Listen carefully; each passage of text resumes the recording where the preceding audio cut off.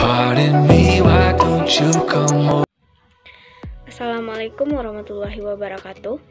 Perkenalkan, nama saya Aika Aulia, NIM 19033003.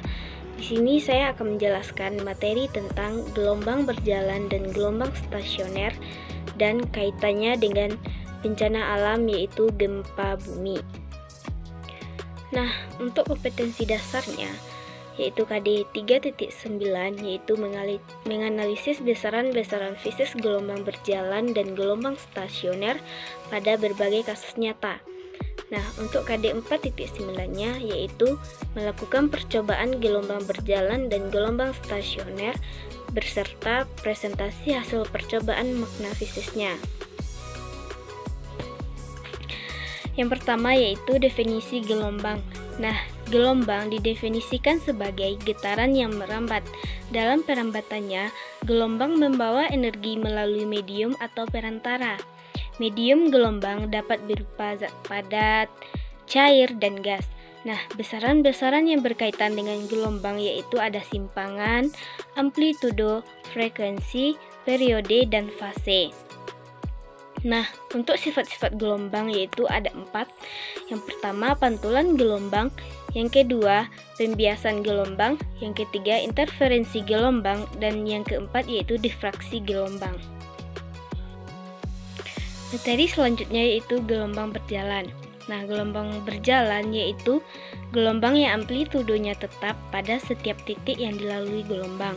Misalnya yaitu gelombang pada tali. Nah, pada gambar dapat didapatkan persamaan yaitu Y sama dengan A sin dikali omega T plus minus Kx. Selanjutnya yaitu gelombang stasioner. Gelombang stasioner atau berdiri adalah gelombang yang amplitudonya tidak tetap pada titik yang dilewatinya. Nah, yang terbentuk dari interferensi dua buah gelombang datang dan gelombang pantul yang masing-masing memiliki frekuensi dan amplitudo yang sama, tetapi fasenya berlawanan. Untuk gelombang stasioner memiliki ciri-ciri yaitu terdiri atas simpul dan perut. Simpul merupakan tempat kedudukan titik yang mempunyai amplitudo minimal atau 0, sedangkan perut yaitu tempat kedudukan titik yang mempunyai amplitudo maksimum pada gelombang tersebut. Nah, gelombang stasioner dapat dibedakan menjadi 2, yaitu gelombang stasioner yang terjadi pada ujung pemantul bebas dan gelombang stasioner yang terjadi pada ujung pemantul tetap. Materi selanjutnya yaitu kaitan antara gelombang dengan bencana gempa bumi. Nah, gempa bumi merupakan bagian dari gelombang seismik. Gelombang seismik merupakan gelombang elastik yang menjalar ke seluruh bagian dalam bumi melalui permukaan bumi akibat adanya usikan lapisan batuan yang patah secara tiba-tiba atau adanya ledakan. Nah, ini merupakan ilustrasi gelombang seismik yang diakibatkan oleh gempa bumi. Nah, terdapat hiposentrum yang terjadi yang mengakibatkan gelombang seismik, sehingga munculnya epicentrum dan mengakibatkan retakan. Pada saat terjadinya gempa tektonik, ada suatu hentakan pada hiposentrum yang mengalirkan gelombang seismik secara sekular yang menyebar ke segala arah. Nah, penyebaran gelombang seismik ini akan menyebabkan terjadinya robekan-robekan kecil pada kerak bumi di bawah permukaan sepanjang bidang patahan.